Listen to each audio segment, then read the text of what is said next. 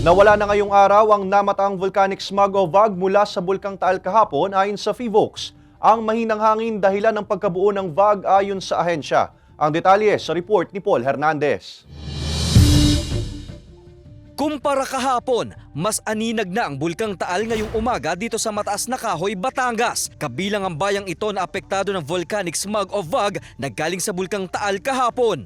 Sadya po kapon ng bandang mga alas 2 pong pataas ng buwan, ay ari pong bundok na rin sadya pong walang makikita. Pero dito po naman sa aming barangay, wala naman pong naamoy. Wala naman daw nagkansela ng klase sa lugar. Bukod sa bayan ng Mataas na Kahoy, umabot din ang VOG sa mga bayan ng Agoncillo, Laurel, Balete, Santa Teresita, Calaca, Mabini, Lemery, San Nicolas at Talisay. Ayon sa PHIVOLCS, mabagal kasi ang naitalang takbo ng hangin sa main crater kaya nabuo ang VOG. Ngayon wala na, clear na daw yung main crater and malakas yung hangin, 3 meters per second. 1 meter per second yung hangin kahapon. Kaya na hindi makagalaw yung VOG, yung sulfur dioxide, nag-stay lang siya doon sa main crater. Ang VOG ay ang magkakahalong volcanic gases at sulfur dioxide gas na napapasama sa atmospheric oxygen, alikabok maging sa sikat ng araw. Nagre-resulta ito ng hazy atmosphere o paglabo sa kapaligiran.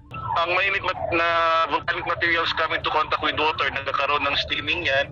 At yung steaming, ito yung nakikita natin nagbubog ng maputing usok. Sa huling monitoring ng ahensya, walang nairehistrong pagyanig sa Volcano Island. Pinaa-alerto pa rin ng mga otoridad ang publiko sa lahat ng pagkakataon, alamin ang sitwasyon sa paligid at sumunod sa abiso ng kinaukulan.